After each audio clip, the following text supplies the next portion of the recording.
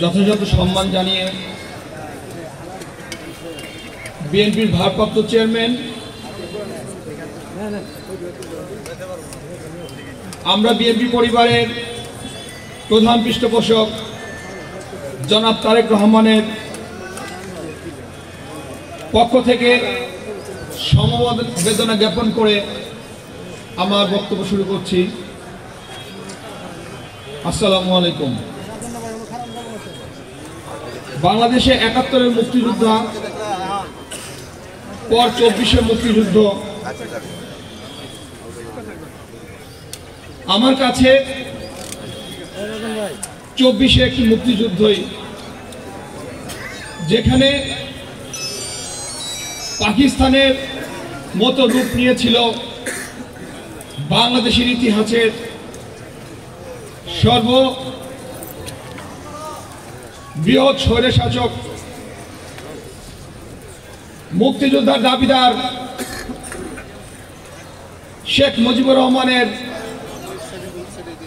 কুকন্যা শেখ হাসিনা। তার বিরুদ্ধে আমরা যে যুদ্ধে অংশগ্রহণ করি, সেই যুদ্ধে আজকের এই শহীদরা রক্ত দিয়েছে। স্বৈরাচার এরশাদ ছিল ৯ বৎসর।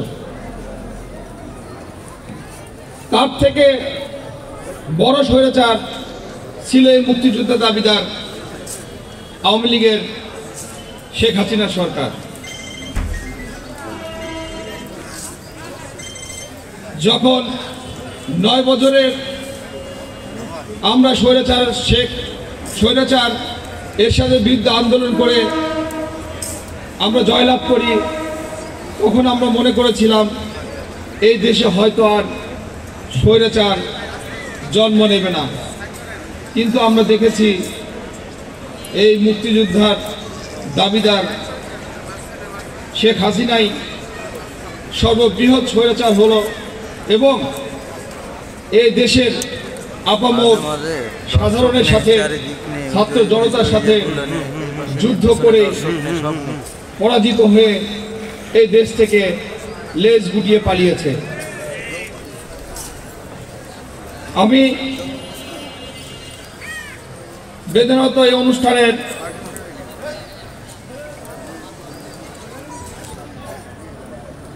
এই শোকাহত পরিবারের মাঝে সান্ত্বনা দেওয়ার ভাষা নেই। তবে আমি বলতে চাই, জনাব তারেক রহমান হাজার হাজার কিলো দূর থেকেও এই শহীদ পরিবারদের জন্য মন কাঁদে বলেই শুধু এইরকম শহীদ এবং গুম পরিবারগুলোর জন্যই আমরা বিএনপি পরিবার নামে এই সংগঠনটি উনি প্রতিষ্ঠিত করেছেন, যার প্রধান পৃষ্ঠপোষক উনি নিজে। আর এখানে মঞ্চে উপস্থিত আছেন মিল্লাত ভাই সহ, বকুল ভাই সহ, ওনারা আমাদের উপদেষ্টা। আমি অত্র এলাকার আপামর জনসাধারণ এবং শহীদ পরিবারদের উদ্দেশ্যে বলতে চাই, যদি জনাব তারেক রহমান সত্যি দেশ পরিচালনার সুযোগ পায়, তাহলে এই শহীদ পরিবারদের জন্য অবশ্যই কিছু করবেন। উনি ইতিমধ্যে ঘোষণা দিয়েছেন এই শহীদ পরিবারদের স্ব জেলা, রাজধানী সহ যত সরকারি বেসরকারি প্রতিষ্ঠান আছে, সড়ক মহাসড়ক আছে, এগুলো নামকরণ করা হবে এই শহীদদের নামে, যেন যতদিনে বাংলাদেশ নামে দেশটি আছে ততদিন যেন এই শহীদ রাখবো ইনশাল্লাহ।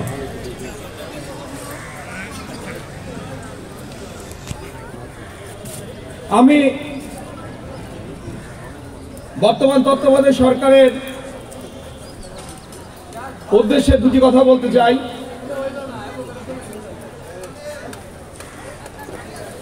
আপনারা সংস্কার করার জন্যই এদেশে এসেছেন, শাসন ক্ষমতা নিয়েছেন। আমরাও আপনাদের সম্মান করি বলেই আপনাদের এই দেশ পরিচালনার দায়িত্ব দিয়েছি আমরা, এই দেশের মানুষরা। তবে মনে রাখবেন, এখনো প্রশাসনের মধ্যে স্বৈরাচারের অনেক দোষর আছে। সচিবালয় থেকে শুরু করে বাংলাদেশের সকল প্রশাসনের মধ্যে ঘাপটি লাগে বসে আছে তারা। তাদের নিয়ে সংস্কার করার চেষ্টা করবেন না, তাদের চিহ্নিত করুন, তাদেরকে এ সমস্ত পদ থেকে সরিয়ে দিন।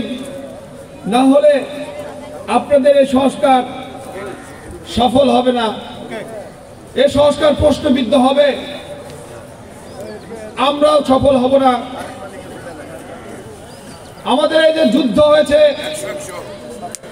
এখানে যে শহীদ হয়েছে, তাদের রক্ত বৃথা যাবে। তাই আমরা চাই সময় থাকতে সঠিক কাজ করুন।